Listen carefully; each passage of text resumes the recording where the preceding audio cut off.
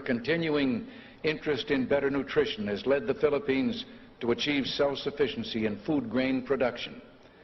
You can also point with pride to the success of your rural electrification program, now bringing benefits to an increasing number of remote regions. And I find it a matter of personal satisfaction that your country and my home state of California are both pioneers in developing geothermal power to replace expensive energy imports.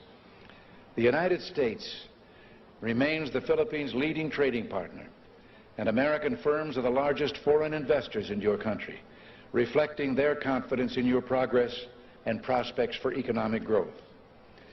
We have welcomed the growing two-way trade between our nations and have been pleased that we've been able to keep our markets for the products of your growing manufacturing and industrial sector the most open of any country in the industrialized world. America considers itself especially fortunate to have nearly 1 million persons of Filipino heritage now residing in our country. They bring with them their energy and their talents, and they contribute enormously to the rich diversity of American society. Similarly, thousands of Americans, enchanted by the beauty of your nation and by its people, have chosen to live in the Philippines. Our security relationship is an essential element in maintaining peace in the region and is so recognized. This relationship, one of several we have in the Western Pacific, threatens no one but contributes to the shield behind which the whole region can develop socially and economically. Mr. President, under your leadership, the Philippines stands as a recognized force for peace and security in Southeast Asia through its bilateral efforts and through its role in ASEAN, which is the focus of our regional policies in Southeast Asia.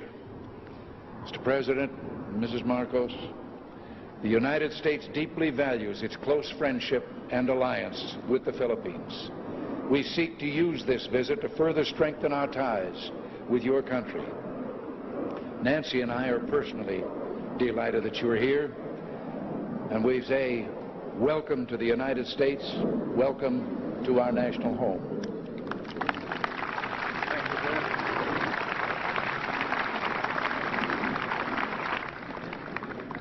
Thank you very much, President Reagan. Mrs. Reagan, members of the Cabinet, distinguished guests, my friends,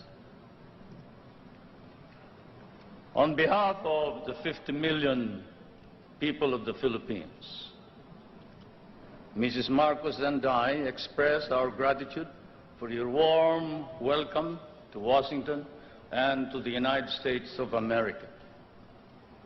This great and beautiful city, that is one of the few cities that was built as a capital for a great nation,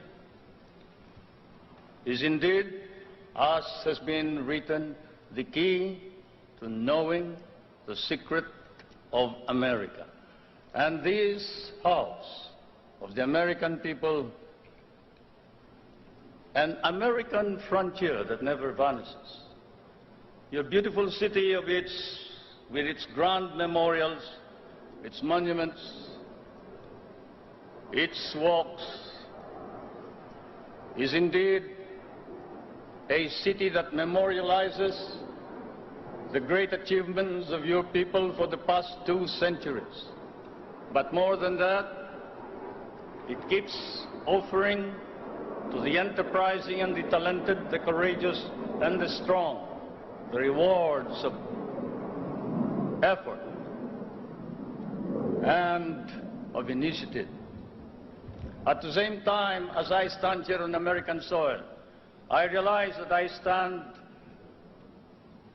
on what may be the center of the government of the United States of America, here where, as I have often stated, the future is being born.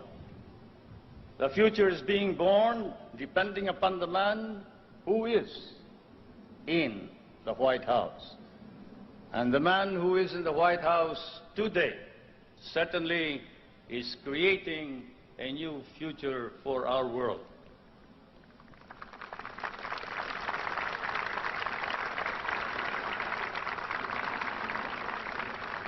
For, Mr. President, I come from that part of the world wherein the poorest of the world's population live. I come from that part of the world that cherishes an image of America with its ideals, its dreams, its illusions. I come from the Philippines, a part of Asia which has been molded along the principles of American democracy. We learn to love these ideals and principles, and we lost 1 million of our people fighting for them in the last war. We have always stood by these ideals. We shall continue to do so, whatever may be the cost, at the risk of our fortunes, our lives, but more important of all, our honor. We stand for the ideals of democracy that is our legacy from the United States of America.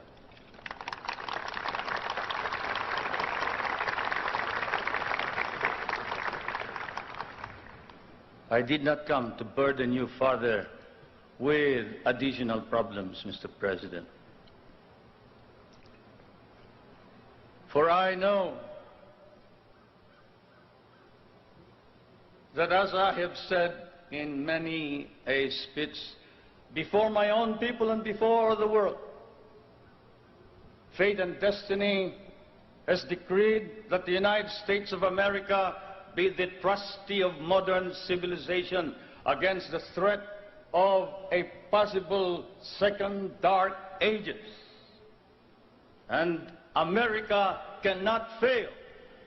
And therefore, we, the Filipino people, come and bring to you a prayer that God, in His divine providence, may grant you guidance, strengthen both your heart and hand, so that that hand may be strong on the lever of power and save our humanity.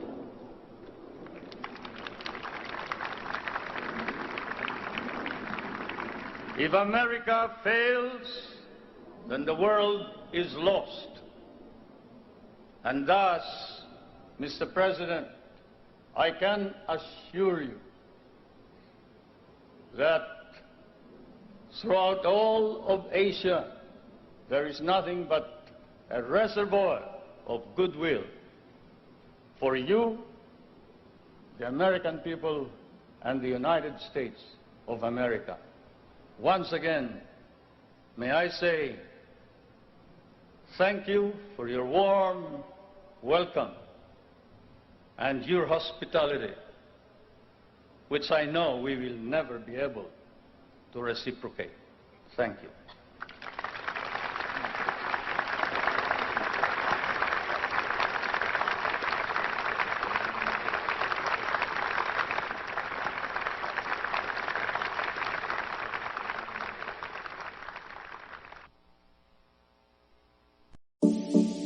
I wonder if God got a plan for everyone.